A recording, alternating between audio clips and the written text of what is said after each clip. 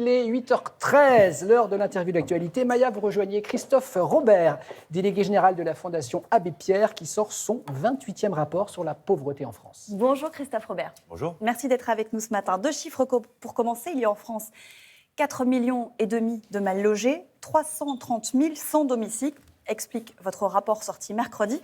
Et mercredi, justement, voici ce que disait Olivier Véran à l'issue du Conseil des ministres sur le logement et sur l'aide aux sans-abri. Nous nous sommes engagés, et nous le ferons, à initier un plan logement d'abord. 2, pour améliorer et amplifier encore notre politique pour qu'elle soit plus efficace pour lutter contre le sans-abrisme. Et ensuite, juste un chiffre, et c'est l'ancien ministre en charge des solidarités qui le dit, 203 000 logements d'urgence accessibles hier dans notre pays. C'est un niveau record, jamais envisagé, jamais atteint dans toute l'histoire de notre pays. Il a raison ? Tout va bien? Non, oui, alors d'abord, oui, effectivement, il y a un plan logement d'abord qui a été mené, si vous voulez, depuis une quinzaine d'années. Pour toutes les personnes qui ne trouvent pas de solution de logement, on multiplie les places d'hébergement d'urgence. C'est là où il y a une erreur dans le propos du ministre, c'est qu'en fait, ce ne sont pas des logements, ce sont des hébergements d'urgence. Donc on est à peu près à 200 000 places. Il y a eu 40 000 places créées pendant la période Covid. Elles ont été maintenues, donc c'est un vrai effort. Ça a permis d'étendre la situation sur le front de la rue. Mais on sait aujourd'hui qu'il y a 4 000, 5 000 personnes qui, par soir, appellent le 115 et n'ont pas de solution.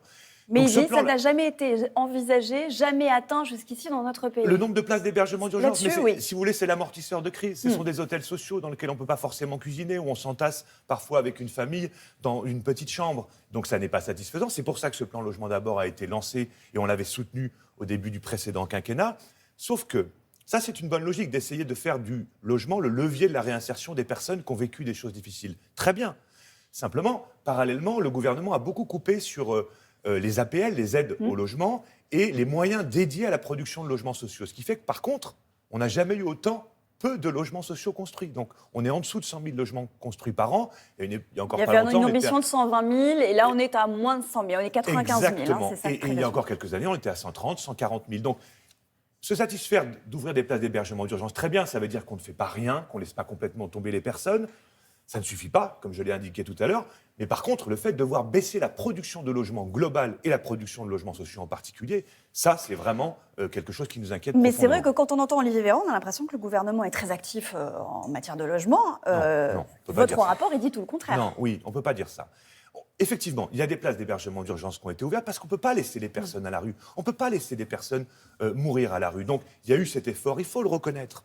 Simplement, de quoi ont besoin les personnes ? Ce n'est pas quelques nuitées d'hébergement, 3 semaines, 3 jours, 3 mois. C'est vraiment de pouvoir, comme tout à chacun, avoir ce lieu où on se repose, ce lieu où on a sa vie sociale et un logement de qualité. Donc, voir baisser considérablement la production de logements global, moins de 400 000 par an, et de logements sociaux en particulier, moins de 100 000, ça veut dire qu'il faut qu'on se réveille et qu'on change de stratégie avec une ambition beaucoup plus grande sur la politique du logement en France. Il y a un indicateur terrible de la situation et que vous soulevez dans ce rapport, c'est le nombre d'enfants qui dorment dans la rue. Vous citez la nuit du 5 décembre 2022 à Paris, 122 enfants de moins de 3 ans dont les parents avaient contacté le 115 n'ont pas pu être hébergés.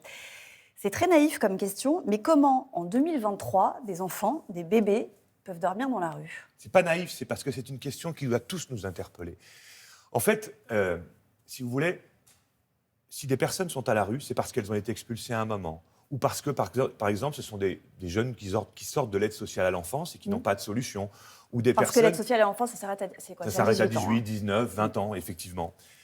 Bref, toute une série de défaillances d'un certain nombre de politiques publiques, d'insuffisances en tout cas, qui font qu'à un moment, il y a des personnes qui se retrouvent sans rien. Et donc, on ouvre de plus en plus de places d'hébergement d'urgence à l'hôtel social. Sauf que dans les grandes villes... Pardon, mais c'est aussi les maternités, parce que ces enfants seuls, ils sont souvent avec leur maman seule. Oui, Donc oui. dans les maternités, on va garder les mamans quelques nuitées de plus pour que les bébés dorment Absolument, et en toit. absolument. Mais qu'est-ce qui se passe ? C'est qu'il y a tellement de monde aujourd'hui complètement en situation de précarité totale que même si on ouvre des places d'hébergement d'urgence, si on ne sort pas les gens vers le logement, vers des solutions durables, eh bien, on finit par se retrouver dans la situation qu'on ne connaissait pas il y a 15 ans. On n'avait pas de femmes avec enfants à la rue. Aujourd'hui, on en a beaucoup.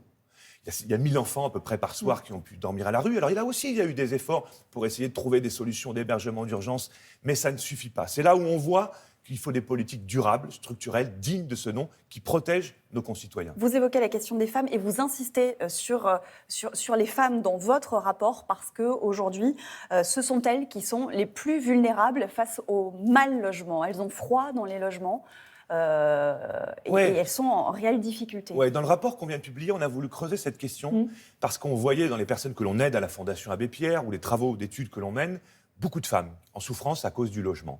On a essayé de comprendre. Je vais vous donner quelques indicateurs pour comprendre ce qui se passe. Bon, on sait que les femmes sont déjà plus précarisées que les hommes. Ne serait-ce que sur la question des salaires, même si ça s'est un petit peu amélioré, c'est quand même 22% de moins que les hommes. C'est quand même un problème. Et sur la question des retraites et dans un marché qui est particulièrement tendu, c'est difficile quand on a peu de ressources.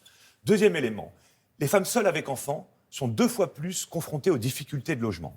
2 fois plus. Ça veut dire que, et en plus, plus elles ont d'enfants, plus elles sont en difficulté. Après, vous l'avez dit, la question des retraites, on pointe dans le rapport, par exemple, cette question difficile du veuvage. Les femmes ont des retraites inférieures de 40% aux hommes. Et quand elles ont une pension de reversion, c'est plutôt 28%. Mais ça veut dire que du coup, elles n'arrivent pas à se loger dans de bonnes conditions, en tout cas pas toutes, ce qui crée ces tensions. Et puis, je voudrais attirer votre attention sur un dernier point. C'est le moment de la séparation. On s'aperçoit que ce moment-là, il est déterminant dans l'étude qu'on vient de mener. Vous savez, il y a plus de 400 000 séparations par an de couples. Au moment où les femmes se séparent, au moment où le couple se sépare, les femmes perdent 14% de leurs revenus disponibles. Quand les hommes, c'est plus 3%. Donc là, il y a un écart très important. Donc elles se retrouvent dans des conditions moins bonnes que pendant leur situation de couple. Et donc elles vont parfois avoir du mal à quitter, y compris quand on a un conjoint violent. On en parle sur la question des violences faites aux femmes. Oui. Donc là, il faut débloquer des places d'hébergement pour les femmes qui sont victimes de ces violences, mais aussi la question des APL, qui doit pouvoir aider davantage pour pouvoir permettre à ces femmes de se loger dans de bonnes conditions. Bref, la société est inégalitaire sur la question femmes-hommes, et les femmes sont plus pénalisées que les hommes face au logement. Et ça, je pense que ça doit tous nous interpeller. On doit mener vraiment ce combat au quotidien. Et ça nous interpelle ce matin. Merci Christophe Robert d'être venu sur ce plateau.